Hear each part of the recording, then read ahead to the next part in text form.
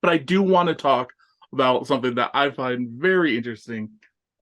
CMT had a special series called Hulk Hogan Celebrity Championship Wrestling, which was a reality show that was kind of like Tough Enough, but where you had, let me check, 10 celebrities, such as Todd Bridges, Dustin Diamond, Frank Stallone, Dennis Rodman, and they were training to become a professional wrestler, and there was like an elimination each week. How did you get involved in this? How did you hear about it? How did that come about? Because I'm very intrigued by it. Yeah, it came full circle through Rick Bassman. Actually, he was helping out with he was helping out with some of the details production wise and some of the trainers that were going to be working with the celebrities. And so Eric Bischoff was going to be coming by Ultimate Pro Wrestling's school, which at the time was in El Segundo, up there near the LA area.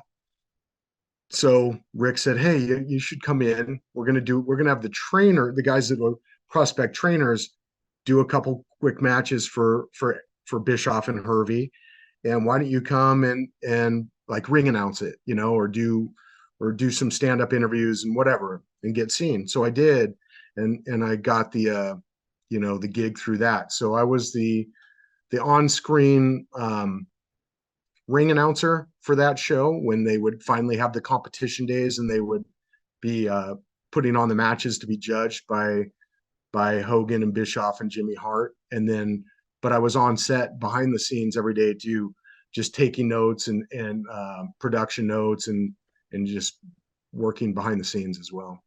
That's very cool. How hands-on were you working? Like, what were your interactions with, Hulk Hogan? Did you have much? Because obviously, there's a lot of people working on the show, so I'm not sure how much interaction you would have had at this point. Yeah, I didn't have a ton of interaction with Hulk on that, but I would later on with other things. But they were Hulk was always super nice to me. Eric was great, and I know sometimes he has a reputation, but I mean he could have not ever been nicer to me, and always really gave me some great opportunities that we can go into more. But but it was fun. I remember one story that this kind of interesting story. So it was weird because you had television people and wrestling people together, right? And so I would look at some of the scripting for like what my verbiage was going to be as a ring announcer, and I'm like like this isn't how it is, it doesn't, it's not written right, it doesn't sound right. It was like just really weird, but it was just like TV people writing what they thought it would be. So one episode they had these comedians come in to work. It was going to be a promo episode, but the comedians got in there with the celebrities and were trying to get them to like just take cheap shots and dig on each other, but in their real life personas, not as the characters they were coming up with on the show. And it really turned ugly quick, and they just weren't having it, and they were threatening to like walk off set. And I mean, they production stopped down, and I'm in the control room watching this, and I'm like, that's not what it's about. It's about selling tickets, it's about selling pay-per-views. It's not, it's about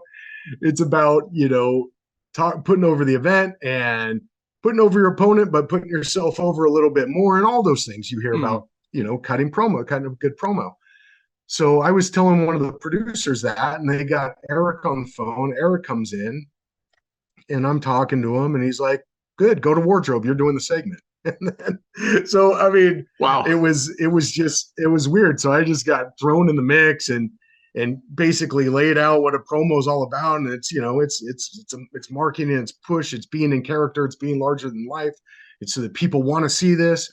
And then I'm like, and you better be ready because both teams are gonna have to cut promos or whatever. And so saved the segment, like Yeah. saved the day of filming, because I don't know what they were gonna do otherwise. And did a bad Hogan impression at one point. But here, this was cool. So when I watched the final edit, I was just like, as an example, Hulk would do this and do that, and did like a Hogan promo. And then in editing, there was these big banner of Hulk, right? And they panned the camera up to Hulk and put like a glimmer in his eye. after I cut the promo. Like as a lifelong Hulkamaniac, that was like the greatest compliment. Oh, I'm a glimmer in the Hulkster's eye, you know. And so when I watched that episode back and saw that, I was just proud of the fact that I thought on my feet and was able to help kind of save the day. And but B, that, you know, the editor doing that was pretty cool.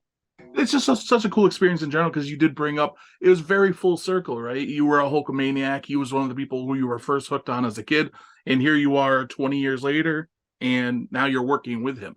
That's very cool. And probably, and I mean, when I brought them out, right? So I would introduce, and your judges, you know, and bring out Eric, bring out Jimmy Hart, and then did the big, you know, the one, the only, the immortal, and just like channeled the Fink, you know, and introed Hulk, and he's, you know, he's posing, and then as I introduce him, he's sitting there doing this with the mustache, and I'm like looking across, I'm in the ring and looking at him, and he's just sitting there doing his thing. I'm like, this is just bonkers, you know, this is crazy. Like 7-year-old, 8-year-old me would be just absolutely losing his mind right now, and I was still losing my mind with that opportunity. But yeah, it came full circle and it was really cool. And it's so cool you can have that perspective, because sometimes it's nice to hear people let their, you know, inner fanboys still come out from time to time. You still have to be professional and all that, but the fact that you can appreciate the moment is very cool. Yeah.